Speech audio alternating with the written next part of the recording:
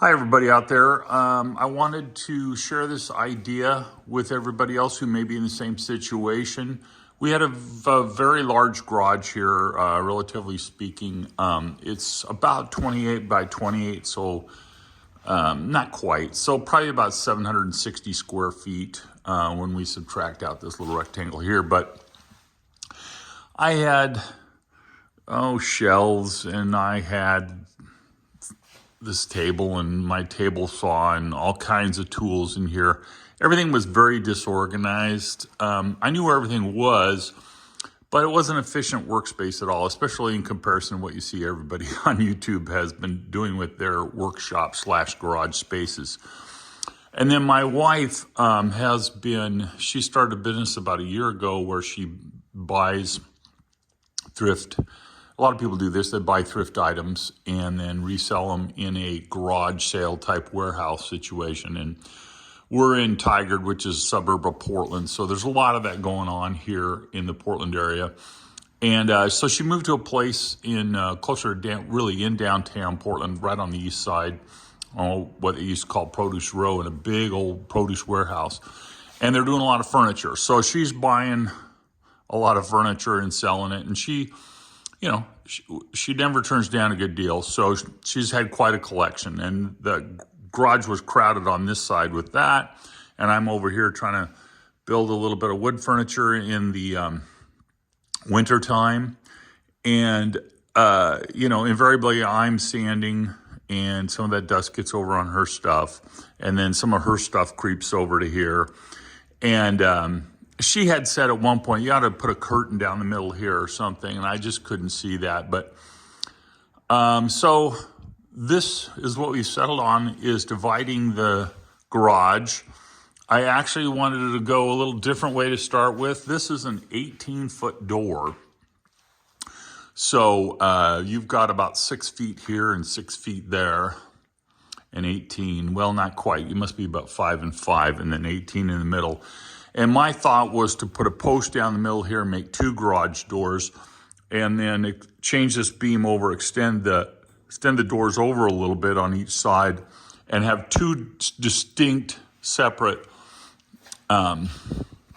garages.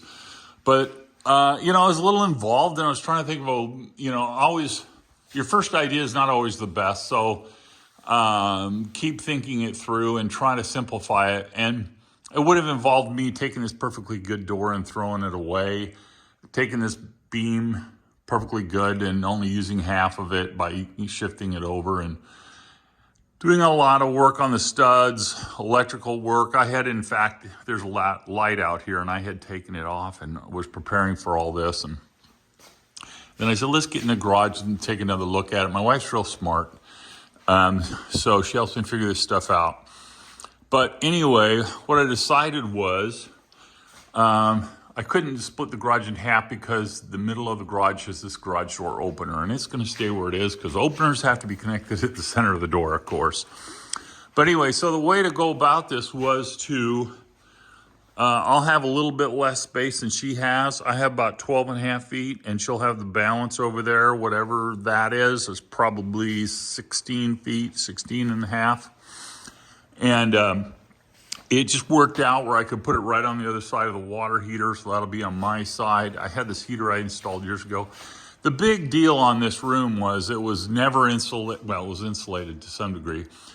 This sheetrock is all new. I put all this sheetrock on the walls, and you can tell it probably if you look at it, it's kind of a home job. But, the nice thing about sheetrock is you butter it over, and who knows who did it. And it's a garage after all. So I could do these walls. They were insulated, but the insulation was, the paper on the face of the insulation was torn from moving stuff back and forth, and it was all nasty. And over here where the switches were, there was a pencil sharpener and a net router, and it was all open and scary and a mess. So that cleaned everything up with regard to the walls. And then in order to, of course, insulate a shop, or at least, heat and everything, you really need a ceiling. So I'm contracting with a local company, Oswego Drywall, to put up drywall on the ceiling, and then they're also going to insulate it at the same time. I could do it, but they could do it a lot more efficiently and than I could. So anytime you do this, you have some considerations you have to mess with. So in your garage, if you do this, you will as well. I had a drop down, ladder steps right in this space here, and I had to take that out obviously because this wall's going right through the middle of it. Now I'll relocate that probably over here somewhere or over here. I haven't quite decided. I've got to decide that pretty quick before the drywallers get here just after Thanksgiving. But, and then, little things. This outlet for the garage door opener was right in the line here. So I just moved that over. That was a piece of cake. There were fluorescent lights that were hardwired in here. I have finally gotten rid of all the fluorescent lights. Obviously these are haphazardly placed. These are all LEDs. Hardly pull any amps. You could plug one into the other. You could probably light the whole thing off of one circuit, no problem. But at any rate, those will be all organized once we get the ceiling in, and I'm going to get everything dialed in. But I had to take those. Anyway, I put boxes in where the hardwired lights were, and then there was a box there, a light there, and I just ran another line down, so I got another box down here now too. So that'll run off of one of these switches. I got all these switches on the wall. And I don't know, maybe your garage is like this. This is a switch that works with the switch over there. And, as a kind of a two-way light switch. And these are different banks of lights and such. But at any rate, so there's a few modifications that had to be made to make it all work. And then just put some pressure treated 2x4 down with some Tapcon screws, and then space these correctly for the layout of drywall that's going on this side. So there's going to be drywall on this side. I'm going to put a 32-inch door in here. And then on this side, I'm not going to do drywall. I'm going to do, a thick plywood. Oh, I see some people do OSB. I like plywood better. I'm going to do plywood so that I can hang tools up on the walls here easily without having to put plywood on drywall. And so I'm really getting excited about having a shop here that'll be 28 feet long, 28 and a half by 12 and a half. It should, that's a pretty big shop. If I can't get that done efficiently, I think I've got problems. Well, I know I have problems, but I think that'll help everything. And then anyway, so the other concept for this wall is bringing it down here. And then obviously you can't bring it to the door. The door's got to open, and you got to allow space for that. So what I did first was I brought it to here, and that's right about where the door stops, is right here. So obviously I couldn't take this upper wall any further than that. But then wouldn't it be great if at least I come underneath where the door opens and continue out further as far as I can. And then I figured out how far that was. And then actually I figured I'd go a little bit further if I account for the curvature of the door by maybe putting an angle here and come down. I'm going to get this close to the door. So I'll put a 2x4 on the outside of this. I'll come up here. It'll come up at an angle and then go over here. Now the problem is obviously this is a stem wall, so it's connected at the floor, but what keeps it from wobbling this way? Obviously I can't connect it here because the door is going to be here when it's open. So what I did is, there's 1,000 probably ways to do this. My solution, which I'm going to work on right now, is, well, I'll simulate this with a different 2x4, but I just did, I guess I rabbited these 2x4s crudely, but it'll be hidden, fortunately, so nobody can, of course, you look at this video and criticize my workmanship, and, that's fun anyway. I know people who do that all the time to my workmanship. But at any rate, so my solution is to put 2x4 on each side here. Now that's not flush, so what are you going to do there? So I'm going to rabbit this side of the 2x4s. But those 2x4s are 10 foot long. So why am I doing this? I'm doing this. This will actually extend all the way over and connect over here. And the reason is that will give this whole upper piece a lot of rigidity because it's tied in with these 3 sets of joists. And so that's my solution to carry this out so that it'll be stiff up here and not wobbly.